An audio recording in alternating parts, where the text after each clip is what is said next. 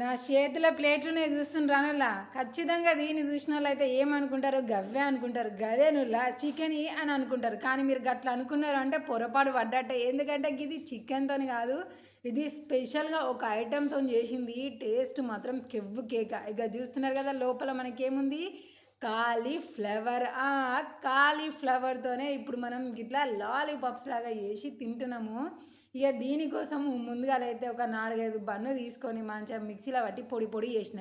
ఇక ఇంతంత శనగపిండి, కారము, బేకింగ్ సోడా ఇవన్నీ వేసి మంచిగా కలుపుకొని జర్రంత దగ్గరకు ఉండేటట్టే, మరీ జోరుకైతే కాదు, ఇట్లా కలుపుకుంటూ ఉంటున్నా. ఇక ఈ కలుపుకుంటూ పూర్తయి ఎవరోగా జర మీరు వీడియోనైతే లైక్ చేయడం ఎందుకు మర్చిపోతుండ్రులా, లైక్ చేయండి. ఇక ఇట్లా మంచిగా చిక్కగానైతే పిండిని ముందుగా కలిపి పెట్టుకున్నా. ఇక గడుగ పళ్ళెంలో చూస్తున్నారు కదా బన్ను ముక్కలు రెడీ అయినాయి.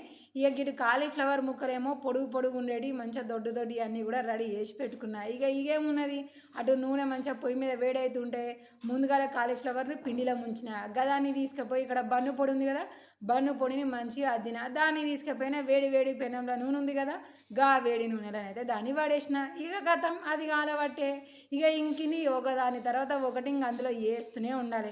మీకు కూడా ఇలాంటి టేస్ట్ చూడాలనిపిస్తుందా? మరెందుకు లేట్ చేస్తున్నారు?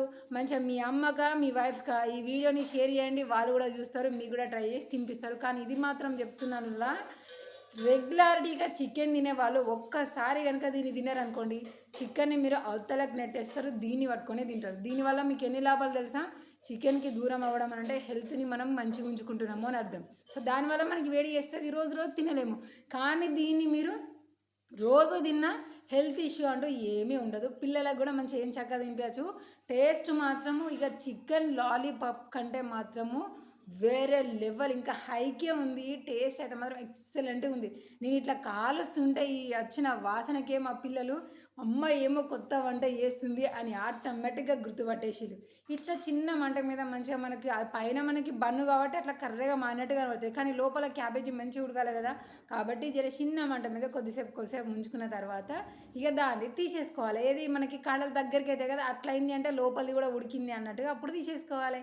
ఇక గిట్లనే లైన్గా మనం కలిపి పెట్టుకునే అన్నీ కూడా పిండిలో ముంచుడు, దాని తర్వాత తీసి బన్నులో ముంచుడు, ఆ రెండింటిని కలిపిన దాన్ని తీసుకుపోయి నూనె లేసుడు, కాలిన తర్వాత తీసి తినడు. చాలా సింపుల్గా ఉంది. మరి ఆరోగ్యానికి మంచిగా ఉండే వాటిని మీరు ఎందుకులా మర్చిపోతున్నారు? అస్సలే మర్చిపోకులి. ఇలాంటి హెల్తీ అండ్ టేస్టీ ఫుడ్స్ని రుచి చూడాలంటే మాత్రము రెగ్యులర్గా మీరు మన అకౌంట్ని ఫాలో అవ్వాల్సిందే.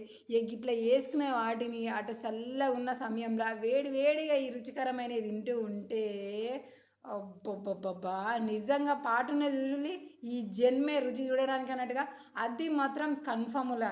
ఇక నచ్చిన వాళ్ళకి అట్లా ఉంటుంది. ఇక నచ్చిన వాళ్ళకి నేనైతే ఏం